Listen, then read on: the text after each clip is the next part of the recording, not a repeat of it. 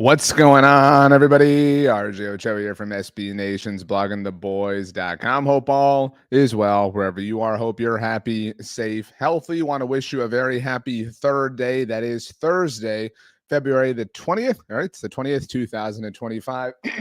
Still struggling with a little bit of the cough and a little bit of a different voice than normal. I don't know what it is. I know the flu's going around, but I'm definitely feeling better. So thank you to all of you who have reached out and offered some words of support. We are live in the Bleacher Report app as we are every single Tuesday and Thursday at 6 p.m. Central Standard Time. That's every Tuesday, every Thursday throughout the calendar year of 2025. So there's a whole lot more to get to, obviously, as the year unfolds. I'll also be live with you following Dallas Cowboys games much later on in the year when the season fully and officially kicks off. Although when the season does begin for the Cowboys, we now know, thanks to the news that broke on Thursday, that it will be without one of the greatest players in Dallas Cowboys franchise history. Let's go ahead and get to the big news of the day. You can read this article over at bloggingtheboys.com. Dallas Cowboys guard Zack Martin set to retire from the NFL. Tom Pelissero of NFL Network was the first to report the news. And pretty simple here. Seven-time All-Pro guard Zack Martin has informed the Cowboys that he plans to retire. Sources tell the insiders. That's what the NFL Network insiders call themselves. That's a real name that they refer to themselves as. That's the name of their show. One of the greatest linemen of his era and a probable Pro Football Hall of Famer. It's a certain Pro Football Hall of Famer, Tommy, and get the hell out of here with that word probable. This isn't an injury report. Martin walks away at age 34. Now, on the subject of ages, it's possible that you are a younger Dallas Cowboys fan. I don't know, maybe you're in your mid-20s. Maybe you're younger than that. Maybe you're still in high school. Whatever the case, it's important for you to understand that Zack Martin is one of the greatest Dallas Cowboys of all time. I don't mean one of the greatest Dallas Cowboys who was a part of this era. I don't mean one of the greatest recent Dallas Cowboys. I don't mean one of the greatest Dallas Cowboys in the Jerry Jones era. In the storied history of the Dallas Cowboys, Zack Martin is one of the 5 best players. There's no stop about it. We talk also about numbers. I love to talk about numbers. If you followed me throughout my career, that's kind of been my thing. We talk about legendary numbers for the Cowboys. 94 gets a lot of pop. 88, obviously. 22 is a notable number, what with Emmitt Smith and Bullet Bob Hayes. 70, the Big Cat, Rayfield Wright, and Zack Martin. It is arguably the most prestigious number in franchise history. It will belong to 2 certain Hall of Famers. Again, all due respect, Tom Pelissero, Zack Martin is definitely going to have a bust in Canton, Ohio when it's all said and done. Zack Martin is unreal. There were a lot of tweets, a lot of ways of looking at this. Let's look at a couple here from ESPN's Todd Archer. Noted, nobody in Cowboys history has more first-team All-Pro selections than Zack Martin. His 7 are tied with Bob Lilly and Randy White. Shout out Monica Geller, of course. Only Lilly, Jason Witten, Larry Allen, and Mel Renfro have more Pro Bowl selections as a Cowboy. It depends on your own personal perspective on the Pro Bowl. Obviously, right? A lot of people feel like it's lost its luster, and Zack Martin obviously played in that era, in this era. So I get it if you want to, focus on first-team All-Pro selections. On that subject, Todd Archer added from ESPN Research, Zack Martin's 7, again, shout out Monica Geller, first-team All-Pro selections are tied with Randall McDaniel and John Hanna for the most among guards all time. Again, we're talking about not just one of the greatest Dallas Cowboys of all time. We're talking about one of the greatest linemen, one of the greatest interior linemen in NFL history. And if you are younger, if you don't recall, if you don't remember, it's obviously stuff of legend at this point in time.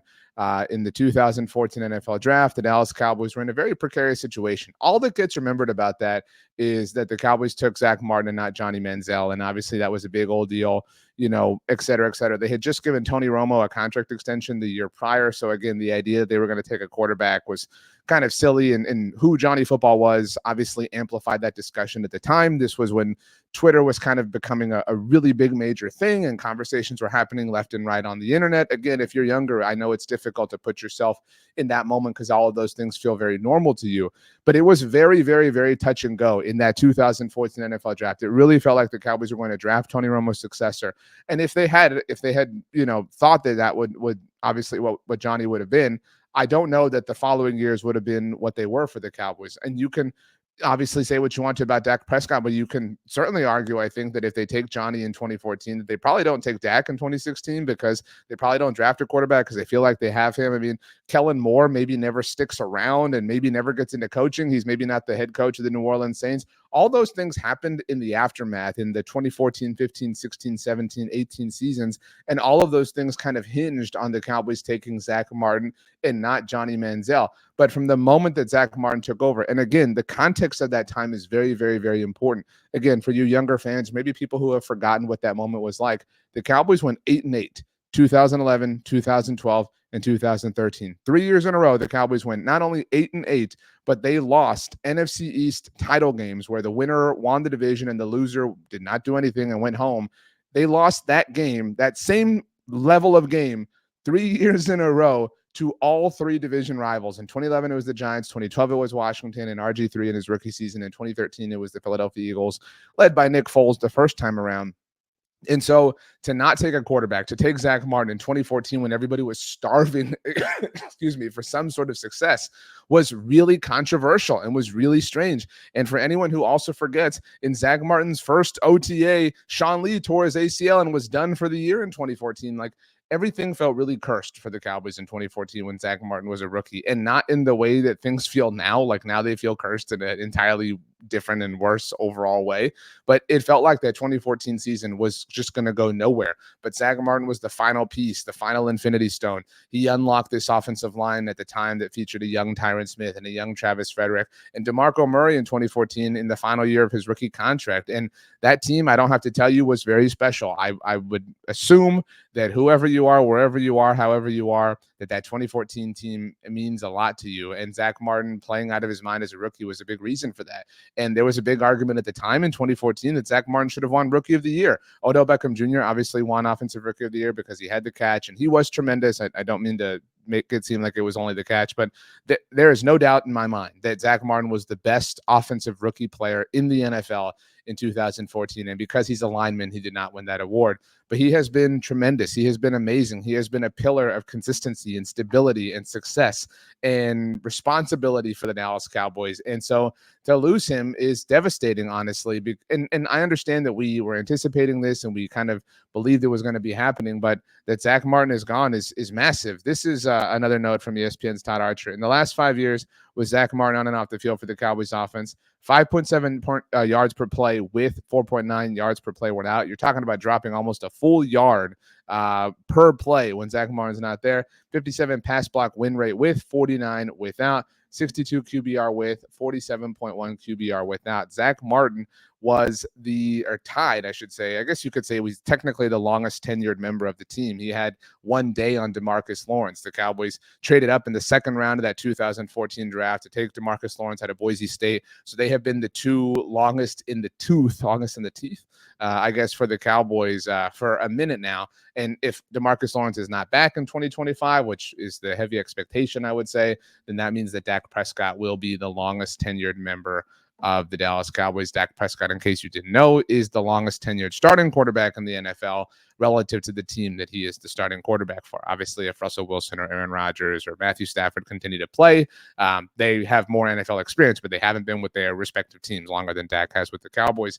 And the unfortunate reality of Zack Martin's retirement, even though we knew it was coming, even though we were anticipating it, even though we were waiting for it, even though it was obvious when his season ended shortly in 2024, it stings in ways that go beyond the obvious, right? It obviously stings in that Zack Martin's gone and he's retired and he's not going to be around because he's this tremendous player, even though he wasn't that player as of late. I think it's been 2 years now, at least, since we've seen him be Zack Martin as we know him to be.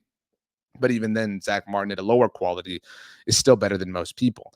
But the cold reality, and I used to tweet this anytime it would become relevant in different ways. And shout out to Brandon Laurie, one of our staffers at Blogging the Boys, who tweeted this out. And Micah Parsons, my fellow Bleacher Report content creator, shared his thoughts on that. And I'll show you in a second here.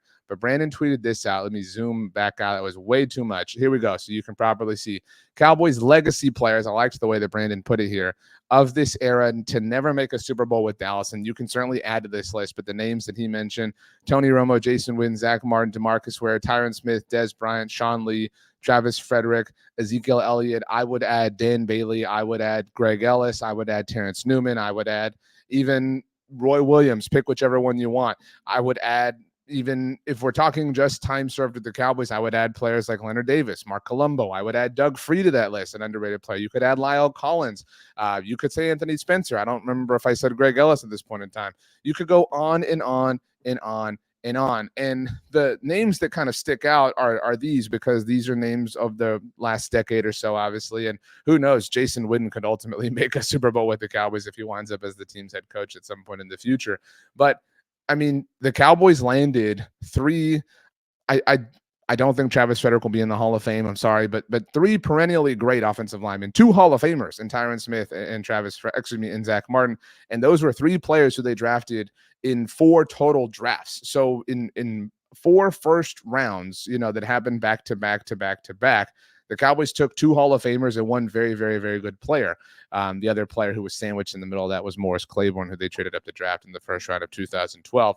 And then again, you've got other players here who were involved, like Sean Lee. Dez Bryant was a first-round pick, obviously. DeMarcus Ware was a first-round pick way before that. Tony Romo and Jason Witten, not first-round picks, but obviously important to the franchise. I mean, these are, if we're being fair and objective here in terms of Hall of Famers, I think you put Jason Witten in. I think you put Zack Martin in. DeMarcus Ware is already in. Tyron Smith, I think, is in. So we've got their 4 names who are going to be in the Hall of Fame. I think Tony Romo will someday be in the Ring of Honor. I think Dez Bryant has a very strong case to be in the Ring of Honor. I think that's probably it. Maybe Travis Frederick gets in because his buddies are in. My point here is that you're talking about a wealth of talent. I mean, not the biggest well, that anybody ever saw, but you're talking about a wealth of talent of players, enormously talented players who never even got to an NFC championship game. And we can blame a lot of people for that. We can blame the players, right? These players had a hand in that, a heavy hand, and certainly are to blame and are at fault for not getting things done themselves. I'm sure they would all tell you that if we could ask them.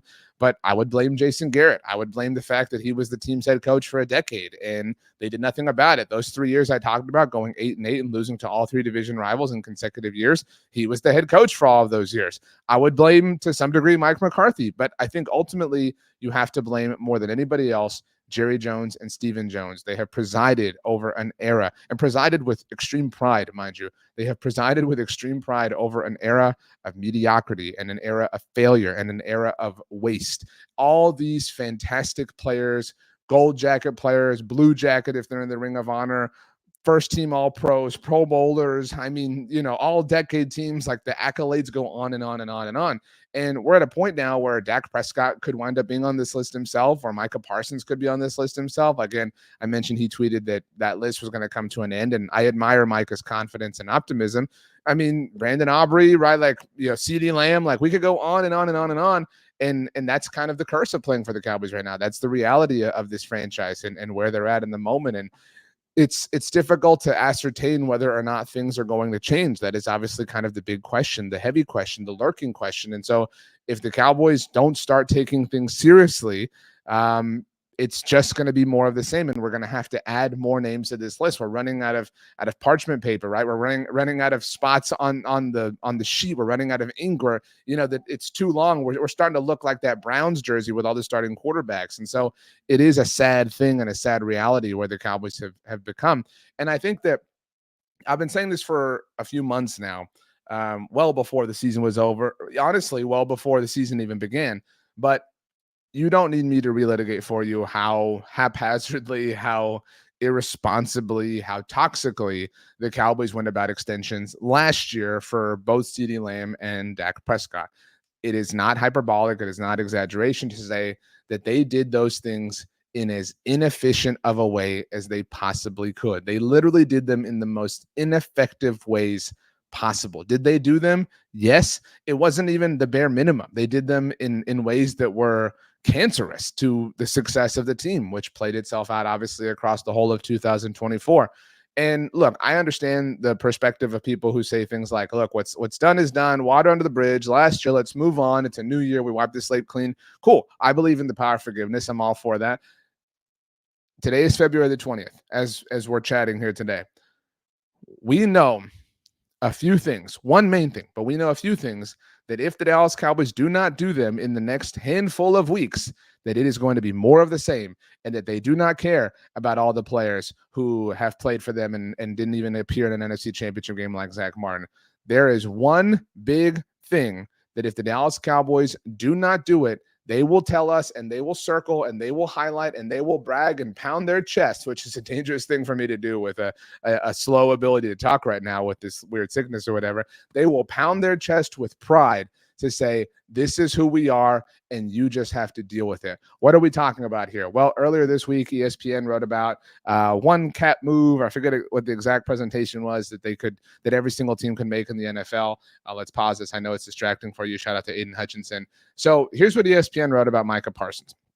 This was their blurb, and I wrote about this at blogontheboys.com if you want to read my perspective on this specifically outside of the conversation that we're having here in this moment. The rhetorical question that they went ahead and answered, so I guess it's not rhetorical. Do the Cowboys have the ability to extend Micah Parsons right now, or are other dominoes going to fall first? Now, I'm taking this off the screen because it's possible that you're asking this question to yourself. It's possible that you're asking this question in your living room with your friends or your family members, or in your group chat, or with your family, your dad, your uncle, your aunt, your cousins. I don't know. It's possible that you are having this exact same conversation with somebody, and I'm here. It is my job to make sure that you are educated, and so that you can put them in their place when they eat up the slop that the front office tries to serve them, and they tell you they don't have the cap space, and Mike is being greedy, and Dak was greedy, and CD was greedy, et cetera, et cetera. Repeat these words to them. Here's the write-up. I don't want to take credit for this, but I agree with it 100%. Let's be clear. The Cowboys absolutely have the italicized ability to extend Parsons. I'll zoom in for you a little bit here. Whenever they want. Let's read that again here. Whenever they want. There's no salary cap reason they can't do this. Again, there's no salary cap reason they can't do this. Parsons is heading into his fifth-year option season, which means his salary and cap number for 2025 are both, let's approximate and call it $24 million. An extension, which will likely come with a massive signing bonus and drop his 2025 salary to the vet minimum, will actually create a ton of cap room for Dallas, which is going to have to restructure the Dak Prescott and CeeDee Lamb contracts for cap space, whether they get a Parsons deal done or not. Parsons, who has at least a dozen sacks in each of his 4 seasons, his first 4 seasons in the NFL, might end up being the highest paid defensive player in the league. I would say he's absolutely going to be the highest paid defensive player in the NFL, at least at the time he signed his contract. But as you might have noticed from reading this, that can be said about 2 or 3 other players. And the context there is Myles Garrett, Max Crosby, Trey Hendrickson. It is a fortuitous time to be a defensive star in the NFL. We'll get to that in a moment here. So the Cowboys, back to the read here, would be wise. The Cowboys would be wise. I'm going to say it one more time for you. The Cowboys would be wise to do this deal as soon as possible. And the most important line, now I'm going to highlight it specifically, that's just not the way they've managed these things in recent years. Now, Zack Martin, it was reported that I don't want to say Zack Martin announced his retirement because he hasn't actually made an announcement himself at the time that I'm doing this, but it was reported on Thursday that Zack Martin is going to retire from the NFL. That led the show because it should lead the show. We owe that much to Zack Martin. We tip our hat to him always. But I wanted to talk about this Micah thing the entire show because it's this big of a deal. It's this important. It is critical. It is foundational. It is imperative that you understand this because this is our job as fans, to be smart, to be educated, and to not buy the BS that the front office is trying to get us to believe because it's simply not true. These are the facts. Everything I'm about to tell you is a factual statement. It isn't an exaggeration. It is simply a fact and all representative of nothing but the truth relative to how the Cowboys have already been handling the Micah Parsons situation poorly and how they handled the Dak Prescott and CeeDee Lamb extensions poorly prior to him. Micah, like CeeDee Lamb, is a first-round pick, formerly, obviously, which means he has a 5th-year option on his rookie contract. The Cowboys picked that option up last year, and he is headed into it. But last year is important. The 2024 year, the Cowboys fumbled the bag over and over and over again, and ultimately wound up handing the bag to CD and Dak Prescott and will eventually Micah Parsons. That's a good thing. I'm happy for CD and Dak and Micah in a soon-to-be sort of fashion. But that being said, the Cowboys watched A.J. Brown and Devontae Smith and Jalen Waddle and Justin Jefferson and all these wide receivers, except for Jamar Chase, because the Bengals are out, cowboysing the Cowboys right now. Every single wide receiver got paid and drove the market for CeeDee Lamb up. Dak Prescott, the Cowboys, for the record, could have given CeeDee Lamb an extension for the first time in the 2023 offseason, 2 years ago, coming off that 2022 year, because CeeDee Lamb was drafted in 2020 after your third year in the NFL. So for CeeDee, that was 20, 21, and 22. The Cowboys 2 years ago could have gotten the CeeDee Lamb deal done. And any forward-thinking, legitimate front office in the NFL, you see them after a player's third year get the extension done, because it is never going to be cheaper than it is at the first possible moment. Just look at any long-term extension that Howie Roseman has done with the Philadelphia Eagles over the last decade at this point in time, basically since 2011, when the new CBA, it's not new or old at this point, it's several CBAs old, but basically since this became part of the processes relative to contract extensions in the NFL. So that being said, the Cowboys dragged their feet. This problem, this specific problem, this is representative of a much larger illness and a much larger infection. Don't get me wrong, but the Cowboys dragged whatever their feet after the 2022 season. They could have extended both Dak Prescott and CeeDee Lamb then. I said all these things last year. I said them in videos and podcasts. I wrote about them. I blasted them on social media. You can follow me, Twitter, Instagram, Threads at RJ Ochoa, TikTok, RJ.Ochoa, like my Facebook page. All right. And what's more is, had the Cowboys gotten an extension done with Dak after that 22 season, that was the year that he tied the NFL lead in interceptions, the price would have never been lower. And they waited, and we saw Jalen Hurts get paid, and Lamar Jackson, and Joe Burrow, and Justin Herbert. And then last year we saw Jordan Love, and Tua Tagovailoa, and Jared Goff.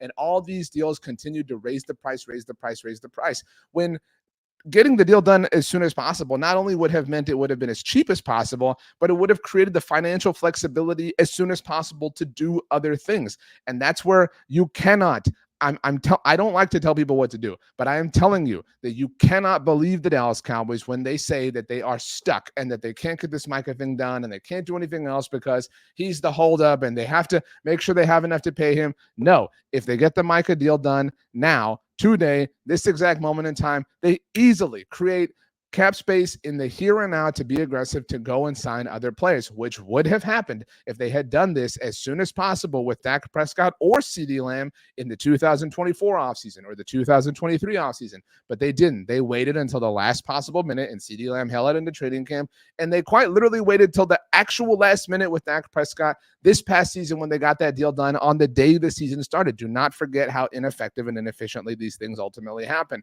And so because the Cowboys were too distracted with not getting deals done and not doing any work at all with CeeDee Lamb or Dak Prescott, these massive important things, the Cowboys missed the boat. In case you kind of lost or got lost in the shuffle of this entire diatribe here, Micah Parsons just finished his fourth season in the NFL, which means he was first eligible for an extension with the Dallas Cowboys last year. The Cowboys could have gotten this done with Micah Parsons 12 months ago. That is not a lie. That is not a fabrication. That is not hyperbolic. That is nothing but the truth. That is a fact. That is an objective data point. You cannot disagree with it. But they didn't get a Micah deal done. And had they gotten a Micah deal done last year, would it have costed a lot of money? Would it have been market set it? Would it have been the highest paid, defensive player in the NFL at that moment in time? Yes, yes, yes, and yes. But guess what? He's that good. Those are the rules. This is the way things work. As we say all the time, go buy a car, go buy a house, go buy a MacBook Pro, go buy anything. You have to pay market rate. These are the rules. But the Cowboys waited, not just on CeeDee Lamb, not just on Dak Prescott, but on Micah Parsons. And now, as I referred to a moment ago, now the Cowboys are operating in a world and in a market where Micah can look and say, well, Myles Garrett might get a contract extension with a new team if he's ultimately traded, or Max Crosby might get a contract extension with the Raiders, or maybe he's traded, or Trey Hendrickson's coming off of leading the NFL in sacks. He might get a contract extension with the Bengals if they get something done with Jamar Chase and T. Higgins and all these other problems that they have going on. It behooves Micah to wait this thing out the way it behooved CeeDee Lamb last year to wait out the Justin Jefferson deal, which is why, as we said with CeeDee and as we said with Dak, because all these people who are carrying the water for the front office like to say things like, RJ, it takes two to make a deal. Micah and CeeDee and Dak, they're the ones, they know that the market's going to be high, so they're waiting this thing out too. Yeah, I know. How do you think that the Vikings got Justin Jefferson to take the deal when they ultimately did? How do you think some team is going to get Myles Garrett or Trey Hendrickson or Max Crosby to take a deal before Micah Parsons? Their agents know the way that this game works as well. You have to overwhelm. You have to be market setting. You have to make them the highest paid defensive player, wide receiver, quarterback, whatever it is. You have to swallow that pill when it is your turn. And until you accept that and recognize that, you are going to be playing catch up over and over and over again. Back to the point, though, about how the Cowboys, if they do not get this done, are going to tell us that they are not serious. That's what this is. Now, I've said before, I am in no way calling Micah Parsons a liar. We will see if he is truly willing to take less, to stay with the Cowboys, to help the team and to help the financial flexibility and all those things. Again, I'm not doubting that that's true. We don't ever really see that in the NFL. So we'll see if that happens. And for what it's worth, Micah doesn't have to do that. If Micah wants to get paid as much as he possibly can, he can totally do that. I don't care. And I think that Micah has earned the right to do and behave how he wants. That being said, he has said that he is winning the court of public opinion. Micah is telling the front office, I want you to be aggressive. So if Micah, who the Cowboys signing or getting the extension done with Micah Parsons immediately, accomplishes a number of good things. One, it makes the best player on your football team happy. Two, it lets everyone know that you made the best player on your football team happy, and that serves as motivation for the Jake Fergusons of the world, who are obviously trying to get their extension with the team at some point in the future as well. And they see, wow, okay, you shine, you're a superstar for this team, you get paid. Awesome. The culture here is great. So beyond the good vibes that it creates, it also means that you beat the market. You beat Myles Garrett's deal and Max Crosby's deal and Trey Hendrickson's deal, because those deals will happen and they will be for more money because their agents and their teams play the exact same game that you do. That's another good thing that comes from this. Finally, the most important good thing relative to what we as football fans care about, as Cowboys fans care about, getting the deal done immediately alleviates salary cap space now, today. Boom, you get that done. Now you can go be active in free agency. But the Cowboys have rigged this system, and there are still people who don't pay attention to shows like this, who don't follow along on social media, who don't check out bloggingtheboys.com. I can't imagine why a person would be this way. That being said, these people see a meme on Facebook and say, well, these players are just greedy and these players just holding out and they're just keeping this front office tied. Poor Jerry and Steven, they're really struggling to hold this thing together. There's only so much pie that can go around. No, there is nothing but financial and team motivation towards getting this specific deal done. And I don't want to just make this about Micah, although obviously his story and his status is the most prolific and most discussed, and we understand why that's the case. But the same logic holds true for Deron Blinn and for Tyler Smith. You should get those extensions done now, in the here and now, so you're not waiting, so you're not dragging feet. Get ahead of something for once relative to recent history. Yes, they did it with Trayvon Diggs and Jalen Smith and Lyle Collins. Those things happened, and those were smart, and those things were, just because those players didn't pan out the way you would have hoped doesn't mean that the philosophy behind them and their contract extensions was wrong or poor. No, that was the right way to go about the business of this all.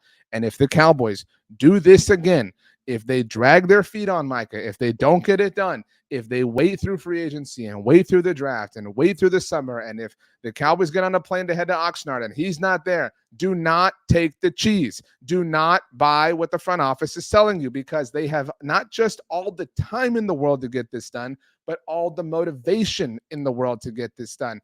Nothing but good things come from getting the Micah extension done now. The only bad thing, if you want to play it this way, is that it's done and the drama is over and the national talk shows have less to stir the pot with. So if that's what you care about, if you want to live up to our worst assumptions of you, because those are the things that we believe you actually care about, Dallas Cowboys, then by all means. But then we reserve the right to behave how we want to as fans. We reserve the right to not support or whatever, however you feel like you want to protest or whatever, if you do or don't. Again, I'm not here to tell you what to do, but pay attention to how the Cowboys handle this, because they showed us, and they have been showing us time after time, year after year, offseason after offseason, free agency cycle after free agency cycle. They have been showing us and telling us in neon signs like the one I didn't light up here tonight. That's my bad. Let's get this lit up for you so we can finish on a strong high note. And there we are. The Cowboys are saying, neon sign, we do not care if they don't get this Micah extension done now. Nothing but motivation, reason, incentive, good vibes towards getting the Micah extension done as soon as possible. Again, I'm going to put this back up on your screen so you can remember these words. The Cowboys absolutely have the ability to extend Micah Parsons whenever they want. There's no salary cap reason they can't do this. et cetera, et cetera. An extension will actually create a ton of cap room for Dallas, Parsons, et cetera, et cetera. So the Cowboys would be wise to do this deal as soon as possible. That's just not the way they've managed these things in recent years. I'm sorry I got upset. I hate to do that on Zack Martin's day. Zack Martin, you're the man. Thank you for everything. You've been an incredible player for the Dallas Cowboys. You've provided us with nothing but wonderful memories.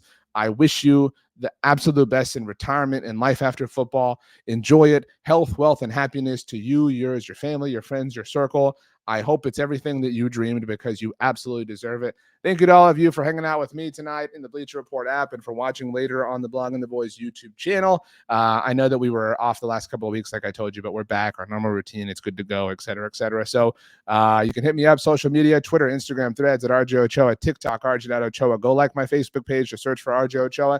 If you follow me on any one of these platforms, I promise you're getting my steady stream of content. So appreciate everybody for hanging out. If you're on the Blogging the Boys YouTube channel, don't forget to subscribe right down below, turn on notifications, leave a comment. All those things make us very happy. I only coughed once, I think. So shout out to me. Shout out to you. All of you have a wonderful weekend. Go USA. Let's beat Canada. Let's win this Four Nations thing, which has been a ton of fun. I love you all. Thanks so much for hanging out, and we will see you next time.